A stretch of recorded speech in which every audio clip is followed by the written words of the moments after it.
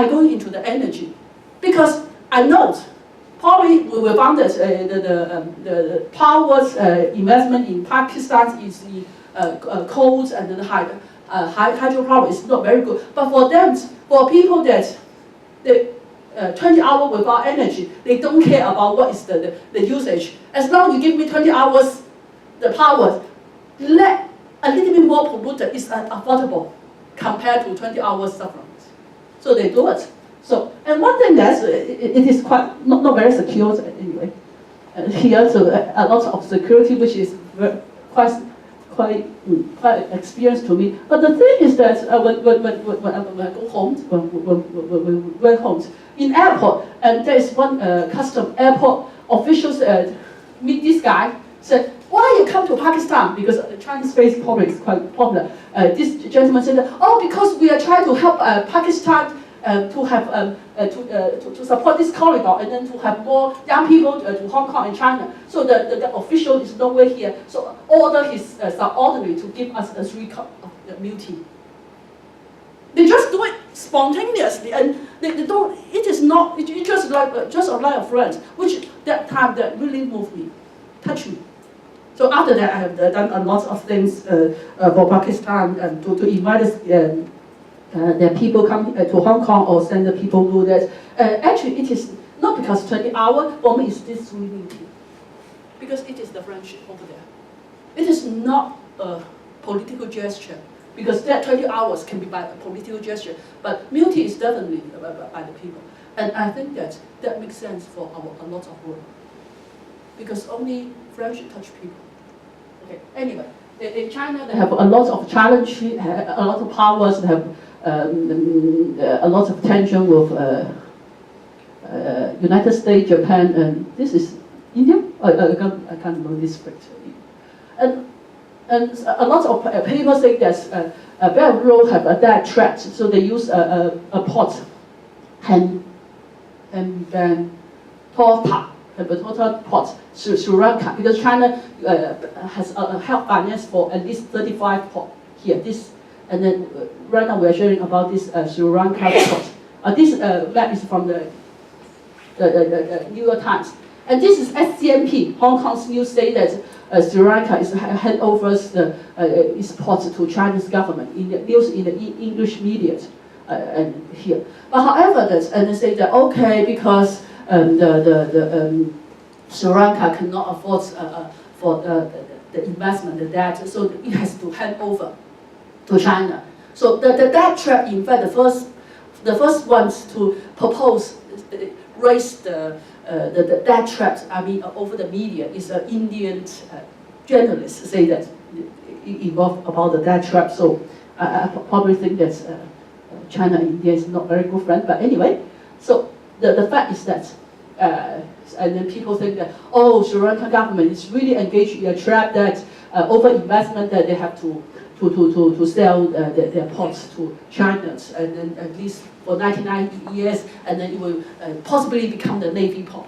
The fact is that, because PolyU, we give money to support our scholar to Belarus country to have visit. So this year, we have one for Sri Lanka. So when he is PolyU's researcher, associate professor, I told her that, please be honest. You go there to see what really happened. If China is really wrong, then China is wrong. So when she returned back from Sri Lanka, because she also meet the central bank, say that the fact is that China's debt in that country is only 10 to 20%, less than 20%, 10 something percent. Actually, the debt issue for Sri Lanka is not with China. In fact, it's with the other country. In order to repay the other country's debt, Sri Lanka governments go to China, ask 2 companies that could you buy the ownership for this port, and then at least the transition and give you 9 years lease. The fact is that because they want to use that money to repay the debt, and then they have the 99 years lease, the rental, to repay other people's debt. Okay, this is the field I mean, this is a field trip study from a PolyU professor. So I suppose, I mean, this is not available. So again, it happens. So the debt trap, I do think some country will have debt trap, will involve in debt trap. Imagine for some country that you really nobody is going, IMF, World Bank, not AIB, ADB or someone else. They don't want to take care of their country that it has no money to help the infrastructure. As long as one country help their infrastructure, they just grab it. If you especially your leader, to show that you are very powerful, you just grab it. Usually what that trap will happen is that those democratic countries that they're changing the rulers, always this ruler, I mean the leader, this ruler will overthrow the last leader because of many issues. And especially for the Barrow country, I can share with you that corruption is degree of the corruption has a negative, I mean, have a closely relationship with the developments. A poor country, they have more corruptions. I mean, more often, I would say it is absolutely true. So that's why when the leader, especially through the elections, they get a huge, I mean, the huge infrastructure project. His people can get the money from that. That's why when Pakistan has a new prime minister, so it decided that we should consider the CPET. The fact is that China saying that we also invest too much. We want to reduce a little bit. It is a way that the politician to make the money. And that trap is always happens when that government change the leader. If that leader doesn't change, the project will carry forward. And then they will renegotiate. After they negotiate, the same project is still carried on. Because right now, the money can go to the new leader. So this is the thing. But anyway, it related to development. So there's a lot of economic challenge, and I can see that there's a lot of structural difference. The real, the gauge change in Kazakhstan is, it is when you have different standards, it takes you time to change.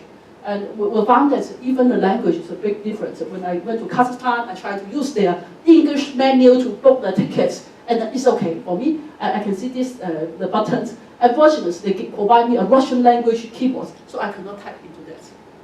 So at that time, I said, I really want to buy a ticket.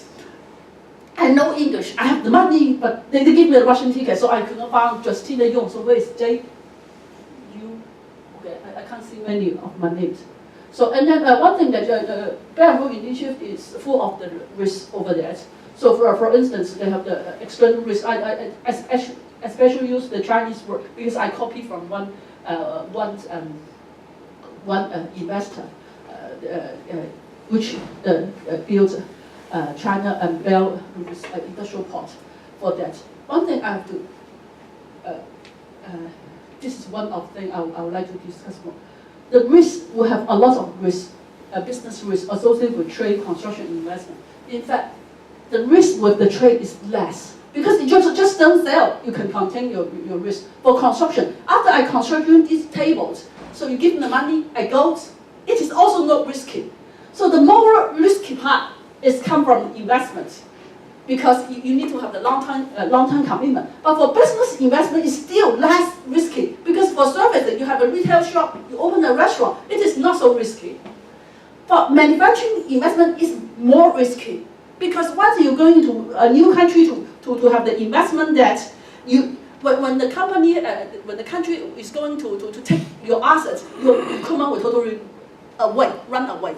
You will suffer the loss. But don't bother, because for manufacturing equipment, it is only for the 10 years, durations. So you only suffer for the 10 years.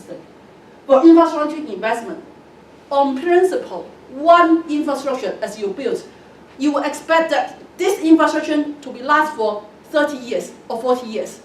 It takes you 40 or 50 years to recover the cost.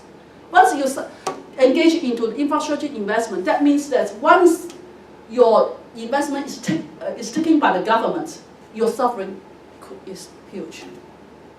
So everyone, it is a very huge risk to have overseas infrastructure investment. United States, when it becomes strong, they have the Marshall Plan. For that one, it is only a business investment and manufacturing investment.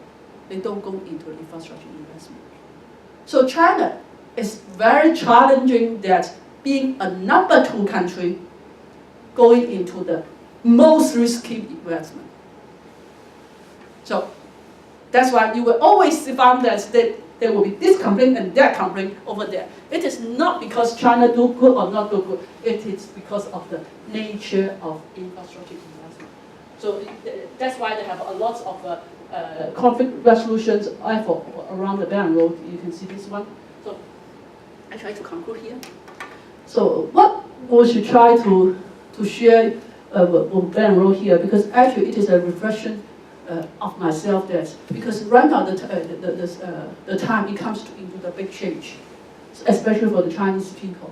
I mean, it is the time that China is facing a lot of obstacles. Actually, it is also the time that I think China is need to have another round of transformations, because China is very strong for the agricultural time, because being at that time we have a huge land, most populous country. We are very strong for the farming time, agricultural times. At that moment, China is the leader. So China is the number 1 economic powers till 18th century is the number 1 in the world, because it is a centralized country. So and then China, because of China lost its bit in the Industrial Revolution, which is start from the UK, British. So there have been around 150 years time that China is suffer a lot, because it could not catch up the industrial movement.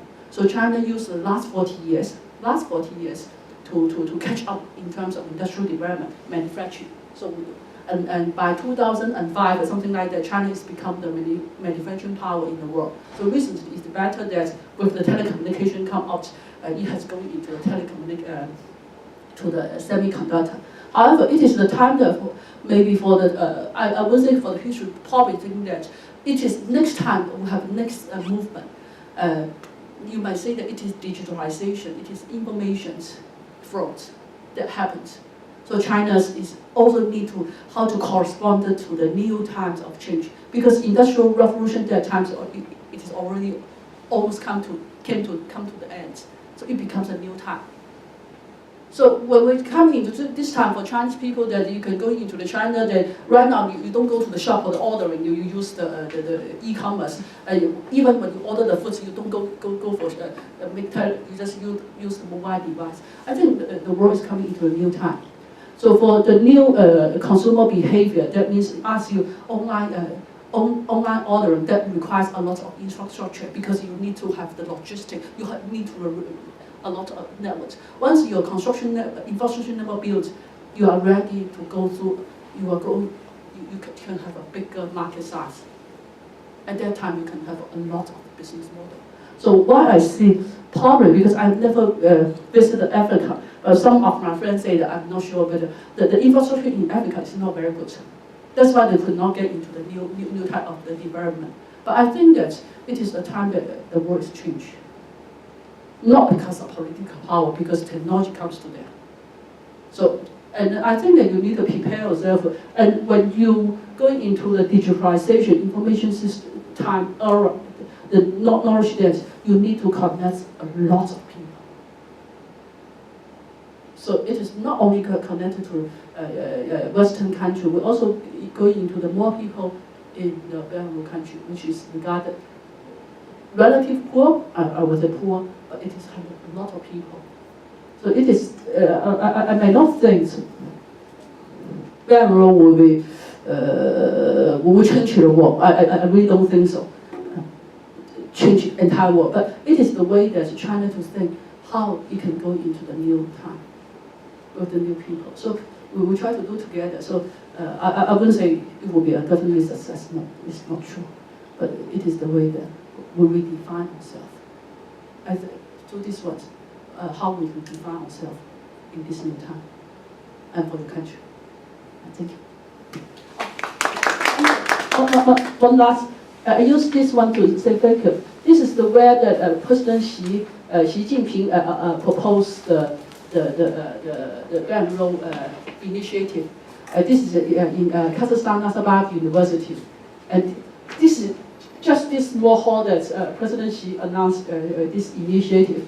So I spent the last 2 years to interact with Nazarbayev University, to invite the PhD student, the scholar coming to Poly, offer a lot of things.